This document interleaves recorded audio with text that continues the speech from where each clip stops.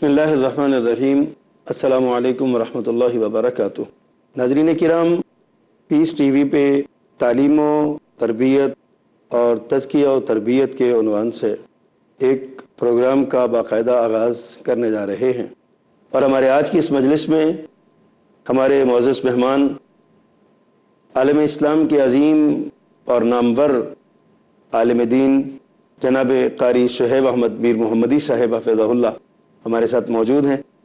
ہم ان کو اپنی مجلس میں خوش آمدید کہتے ہوئے قاری صاحب آپ کا شکریہ ادا کرتے ہیں کہ آپ ہمارے پاس تشریف لائے۔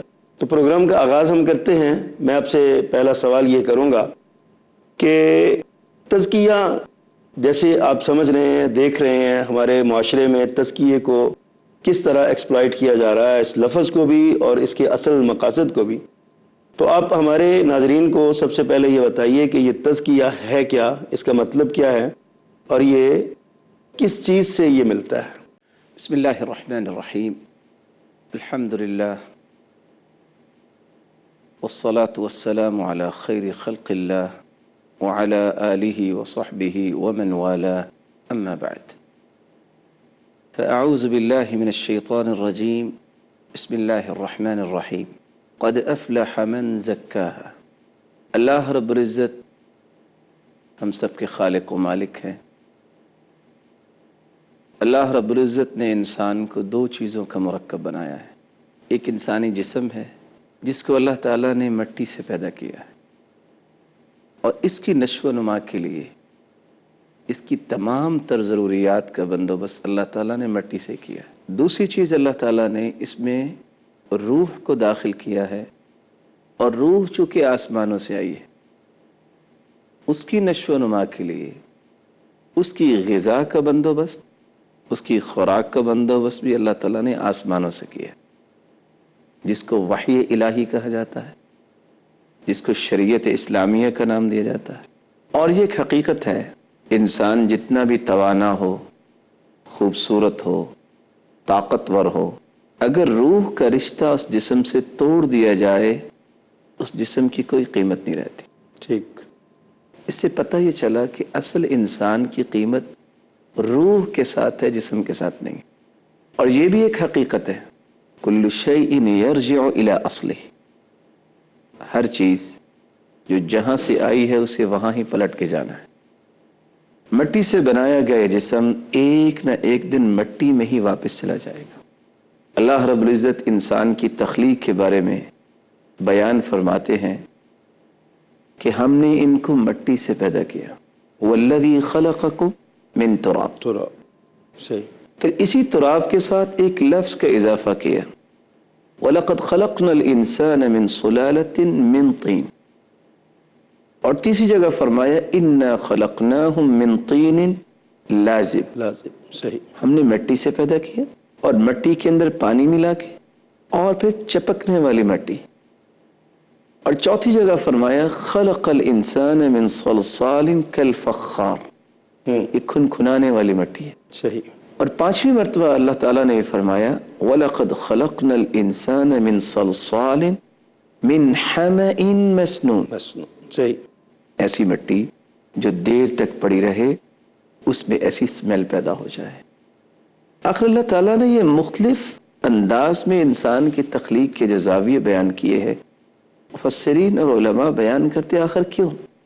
اور صحیح الجامع کی ایک روایت ہے جس میں رسول اللہ صلی اللہ علیہ وسلم کا فرمان ہے، سیدہ عائشہ رضی اللہ تعالی عنہ بیان کرتی ہیں، خلقت الملائکۃ من نور، فرشتوں کو اللہ تعالیٰ نے نور سے پیدا کیا، صحیح۔ وخلقت الجان من مارج من نار، اور جنوں کو اللہ تعالیٰ نے آگ سے پیدا کیا، آگ سے پیدا کیا۔ وخلق آدم مما وصف لکم، اور آدم علیہ السلام کو اس چیز سے پیدا کیا جس کا وصف قرآن میں بیان ہوا ہے، جیسا کہ بھی آپ نے 5 آیتیں سنی۔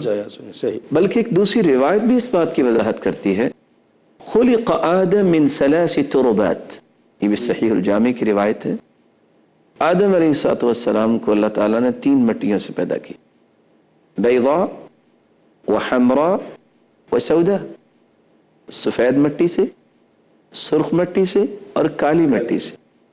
اور ابو موسیٰ اشعری رضی اللہ تعالیٰ عنہ کی ایک تیسری روایت جو بھی صحیح الجامع میں شیخ البانی رحمۃ اللہ علیہ لے کر آئے ہیں اور اس کو صحیح کہا ہے، لما خلق اللہ الخلق، اللہ تعالیٰ نے جب پیدا کیا مخلوق کو، قبض من جمیع الارض قبضۃ، اللہ تعالیٰ نے پوری زمین سے مٹی اپنی مٹھی مبارک میں لی، فجاء بنو آدم علی قدر الارض، تو جو مخلوق پیدا کی اس مٹی کے اوصاف کے مطابق پیدا کی، منہم الاحمر والابیض والاسود، کسی کو سفید رنگ دے دیا، کسی کو سیاہ رنگ دے دیا، کسی کو سرخ رنگ دے دیا، ومنہم بین ذلک، اور کسی کا رنگ دو چیزوں کو ملا کے دو کلر ملا دیے، گندم گوں ہو گیا یا زیادہ سرخ ہو گیا یا زیادہ کالا ہو گیا۔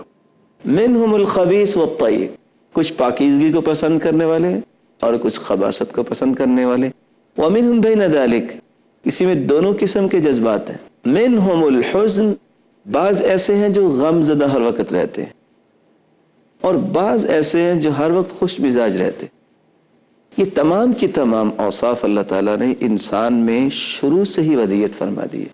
محبت کے جذبات بھی رکھے، غصے کے جذبات بھی رکھے، نفرت کے جذبات بھی رکھے، لیکن ان تمام جذبات کو توازن دینے کے لیے اور ان کو صحیح رخ دینے کے لیے انبیاء اور رسول کا ایک تسلسل قائم فرمایا، اور شریعت کے نام سے، وحی کے نام سے کتاب نازل فرمائی۔ آخری کتاب نوشتہ ہدایت قرآن مجید ہے، جس کا موضوع بھی انسان ہے، جو انسان کی حفاظ و فلاح پہ گفتگو کرتی ہے۔ یہ جو چین ہے قرآن مجید نے جو بیان کی ہے، جو حدیث نے بیان کی ہے، انبیاء اور رسول نے ان کو ڈائریکشن دینے کے لیے جو لاہ عمل دنیا کے سامنے پیش کیا، اس کو تزکیہ کہا گیا ہے۔ اور ویسے بھی عربی زبان میں اگر دیکھا جائے تو تزکیہ یہ زکا یزکو سے ہے، جس کا مطلب ہے کسی چیز کو نشو و نما دینا، کسی چیز کو بڑھانا، فروغ دینا، پروان چڑھانا۔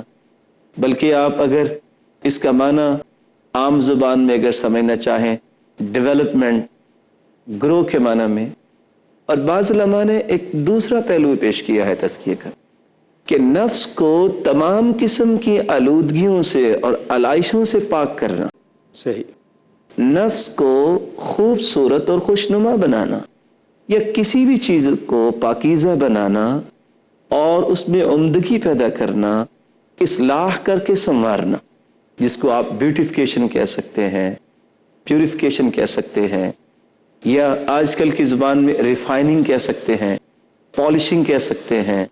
اور دو آیتیں اگر ہم سامنے رکھیں تو تزکیے کا صحیح مفہوم واضح ہو سکتا ہے کہ شریعت نے کیا کیا ہے، ہر قسم کے اخلاقی رذیلہ، برے اخلاق، ان کو ختم کیا ہے۔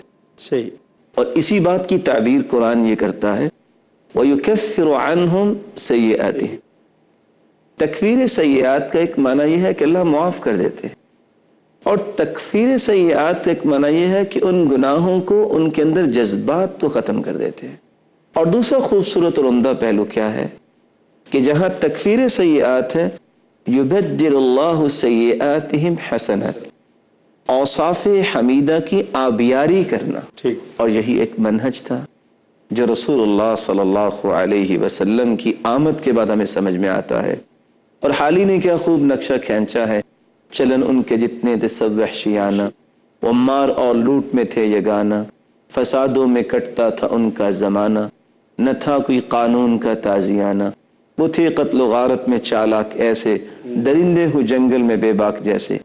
لیکن اسی طرح کی انسانیت کو جو صحیح رخ ملا ہے وہ رسول اللہ صلی اللہ علیہ وسلم کی تربیت سے ملا ہے، آپ کے تزکیہ سے ملا ہے، بلکہ رسول اللہ صلی اللہ علیہ وسلم کی بعثت کا جو احسان عظیم اللہ تعالیٰ نے بیان کیا ہے، اس میں پہلی بات کیا بیان کی ہے؟ قرآن مجید میں اللہ رب العزت فرماتے ہیں اللہ تعالیٰ کا احسان عظیم ہے جس نے رسول اللہ صلی اللہ علیہ وسلم کو مبعوث فرمایا، اور آپ کی بعثت کا مقصد بھی بیان ہوا، 4 نکاتی ایجنڈے کے تحت آپ نے کام کیا، لوگوں کو قرآن مجید سنانا اور مطلوع آیات کی روشنی میں ان کی تربیت اور تزکیہ کرنا، اور پھر اس تزکیہ اور تربیت کے نقوش کو گہرا کرنے کے لیے اور دیر پا رکھنے کے لیے باقاعدہ کتاب و حکمت کی تعلیم دے صحیح. وَإِن كَانُوا مِن قَبْلُ لَفِي ضَلَالٍ مُبِينٍ.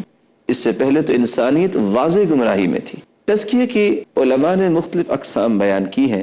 بنیادی طور پہ اس کی 5 اقسام کی جاتی ہیں. فکری تزکیہ ہے، عملی تزکیہ ہے، اسی طرح ظاہری اور مادی تزکیہ ہے، اسی طرح باطنی اور روحانی تزکیہ ہے، اور سماجی اور ملی تزکیے کا بھی اضافہ کیا گیا ہے. فکری تزکیے سے مراد یہ ہے کہ انسان عقلی طور پر اور اپنے تخیلات، نظریات اور ہر وہ عقائد جو شریعت سے متصادم ہیں ان سے دستبردار ہو جائے. ہر وہ فکر، ہر وہ نظریہ، ہر وہ خیال، وہ عقیدہ جو شریعت سے متصادم ہے اس سے دور ہو جائے. اور عملی تزکیے سے مراد یہ ہے کہ انسان ہر ایسے اعمال اور افعال جو شریعت سے ثابت نہیں ہیں اس کے قریب نہیں جانا. مادی اور جس کو ظاہری تزکیہ کہا گیا ہے کہ جس طرح اللہ تعالیٰ نے اس کو ظاہری طور پہ خوبصورت بنایا ہے، ظاہری اور باطنی پیوریفیکیشن حاصل کرنے کے لیے اس کو اپنے لباس، اپنے جسم اور اس کے معمولات کو شریعت کے اصولوں کے پابند کرنا ہوگا. باطنی اور روحانی تزکیہ یہ ہے کہ انسان ہر قسم کی وہ نیت، وہ ارادہ جسے اللہ کی رضا کے بجائے شہرت مقصود ہو، دنیا کے اندر واہ واہ مقصود ہو، دنیا کو دکھلاوا مقصود ہو، اس سے اپنے آپ کو بچا لے. اور ملی اور سماجی تزکیہ یہ ہے کہ انسان کو اپنی انفرادی اعمال تھوڑا سا اوپر جانا چاہیے اور قوم و ملت کی تعمیر اور تطہیر کے لیے پراپر پلاننگ کرے. جو آپ نے قسمیں بیان کی ہیں ابھی، ان میں فکری تزکیہ، ظاہری تزکیہ، عملی تزکیہ اور اسی طرح باطنی تزکیہ آپ نے ذکر کیا. یہ ایک فتنے کے طور پہ ہمارے یہاں موجود ہے. لوگ باطنی تزکیے کے نام پہ اور روحانی تزکیے کے نام پہ اور تزکیے کے نام پہ لوگوں نے دکانداریاں بنائی ہوئی ہیں. وقت ہمارے پاس کم ہے، مختصر سے ایک لائن میں آپ کی بتائیے کہ کیا ان کا سدباب ہو سکتا ہے اور کیسے ہو سکتا ہے؟ یہ ان تمام کے تمام پہلوؤں پہ انشاءاللہ ہم اگلی مجلس میں گفتگو تو کریں گے جہاں ہم تزکیے کے اصول بیان کریں گے. لیکن میں ایک حقیقت جو قرآن نے پیش کی ہے اور حدیث نے پیش کی ہے وہ پیش کر کے بات کو مکمل کرنا چاہوں گا. قرآن مجید میں اللہ رب العزت فرماتے ہیں انزل من السماء ماء فسالت اودیۃ بقدرها. بارش تو اللہ نازل کرتے ہیں اور بارش رحمت ہے، لیکن ہر وادی کا جتنا ظرف ہوتا ہے اس کے مطابق یہیں سے ہم سلسلہ کرام دوبارہ شروع کریں گے. ناظرین کرام، یہاں پہ وقت ہوا ایک بریک کا، ہمارے ساتھ رہیے گا. محترم قاری صاحب کی بڑی خوبصورت گفتگو جاری رہے گی انشاءاللہ العزیز. ملتے ہیں وقفے کے بعد.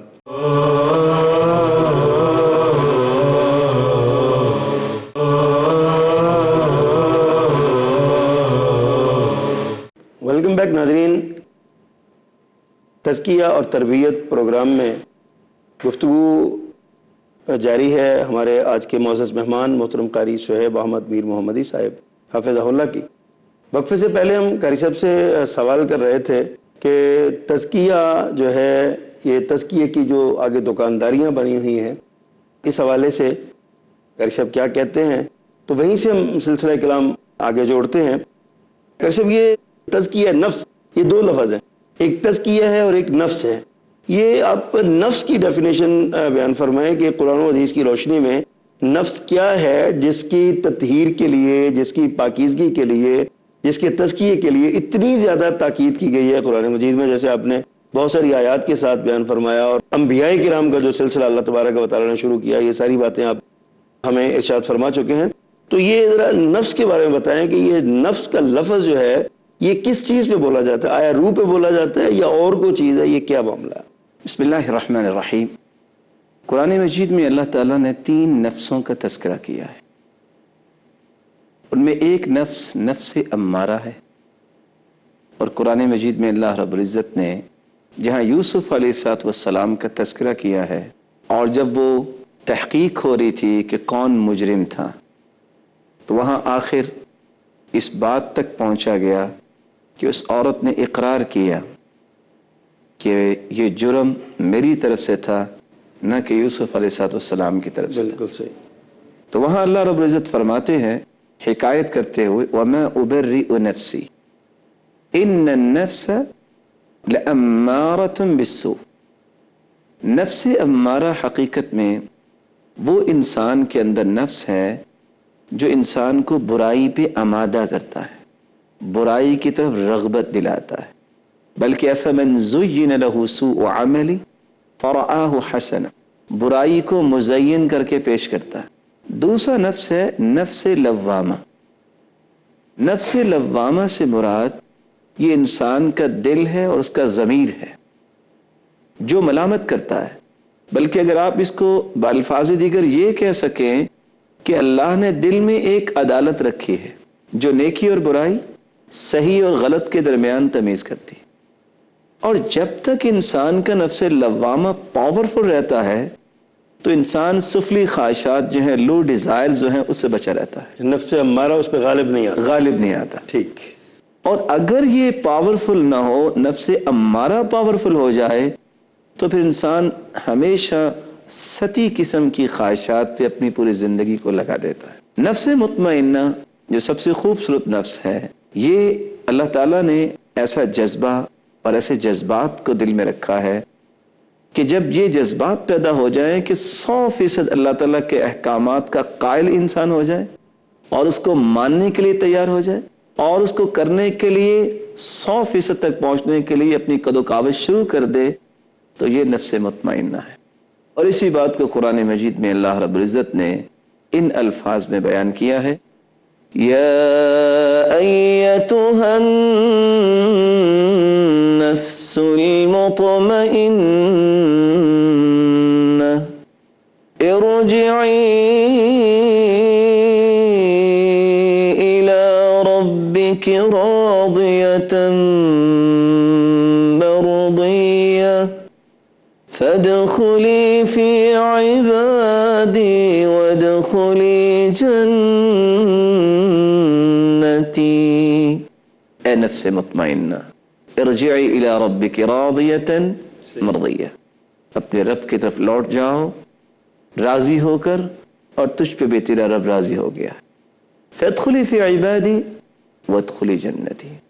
نفس مطمئنہ انسان کو جنت کی نوید سناتا ہے، اور اللہ کے مقرب بندے اور اللہ کے محبوب بندوں کی صف میں شامل ہونے کے لیے نفس مطمئنہ کا حصول ضروری ہے۔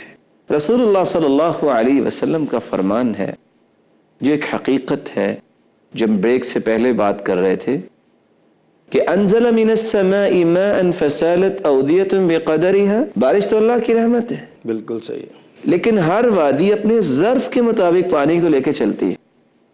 اور اللہ کے رسول صلی اللہ علیہ وسلم نے فرمایا الناس معادن كمعادن الذهب والفضة، بالکل صحیح۔ جسے سونے اور چاندی کی مائنز ہے، کانے ہیں، انسان بھی ایسے ہیں۔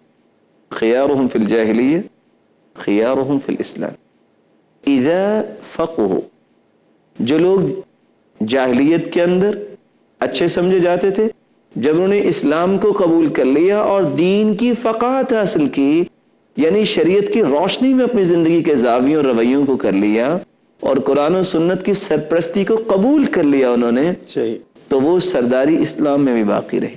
بے شک، کوئی شک۔ اور یہ جو اس وقت دنیا میں فتنہ ہے اور طرح طرح کے زاویے ہمیں تزکیے کے نام سے ملتے ہیں، جن کا قرآن و سنت سے تذکرہ نہیں ملتا، جو اس کا تعلق نہیں ہے، اس کی اصل وجہ کیا ہے؟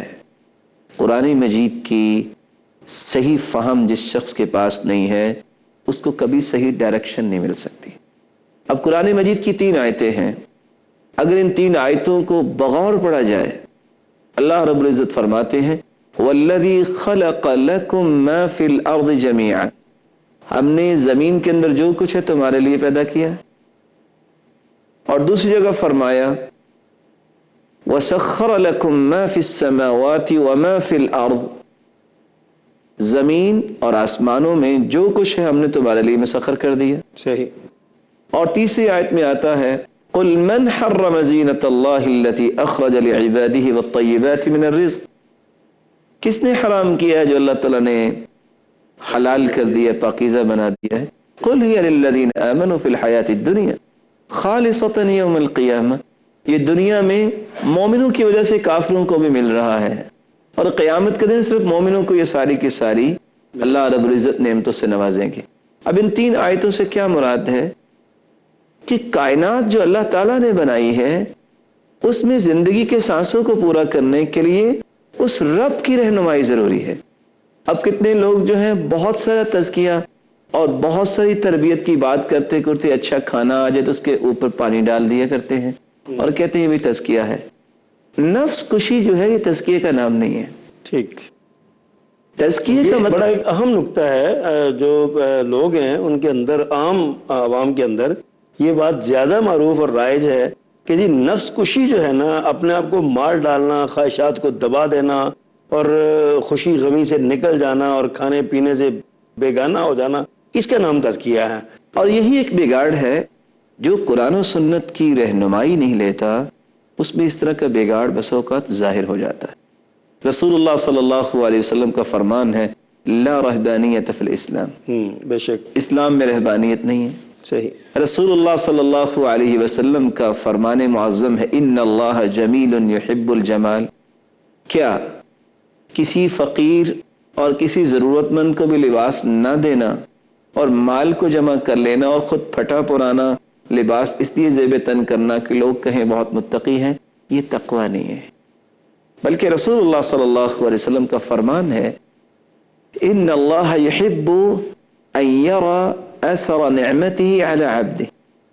اللہ تعالیٰ نے جب کسی کو نعمت سے نوازا ہے تو اپنے بندے پر اس نعمت کا اظہار چاہتے ہیں۔ بالکل صحیح۔ اور دوسری روایت میں اللہ رب العزت کے پیارے پیغمبر نے فرمایا ہے من لم یشکر القلیل لم یشکر الکثیر، جو تھوڑی چیز کا شکریہ ادا نہیں کرتا وہ زیادہ نعمتیں بھی مل جائیں تو اللہ کے شکر گزاری نہیں کرے گا۔ التحدث بنعمت اللہ شکر، اللہ کی نعمتوں کا اظہار کرنا، بیان کرنا یہ شکر ہے۔ شکر کی۔ وَتَرْكُهَا كُفْرٌ، اور اس کو چھوڑ دینا یہ ناشکری ہے۔ بل لم یشکر الناس لم یشکر اللہ، جو لوگوں کا شکریہ ادا نہیں کرتا وہ اللہ کا بھی شکر گزار بندہ نہیں بن سکتا۔ آگے اللہ کے رسول صلی اللہ علیہ وسلم نے فرمایا الجماعت رحمہ، اتحاد و اتفاق یہ رحمت کی نشانی ہے، والفرقۃ عذاب، اور اختلاف اور تصادم یہ اللہ کی طرف سے آزمائش اور عذاب ہے۔ ناظرین کرام، آج کے اس پروگرام میں ہم نے اپنے معزز مہمان مولانا قاری شعیب احمد میر محمدی صاحب سے تزکیہ نفس کے حوالے سے بات کرتے ہوئے اس کے ایک پہلو پہ ہی ہم بات کر سکے ہیں۔ ہمارے پروگرام کا وقت ختم ہو چکا، ہم اس بات پہ تفصیل سے بات کرنا چاہیں گے اور ہمارے معزز مہمان قاری شعیب احمد صاحب ہمارے ساتھ ہی رہیں گے انشاءاللہ العزیز۔ اگلے پروگرام تک کے لیے اجازت دیجیے، اللہ حافظ۔ اللہ کے دین کی دعوت اور لوگوں تک پہنچانے کے لیے اس ویڈیو کو ضرور لائک، شیئر، کمنٹ اور سبسکرائب کریں۔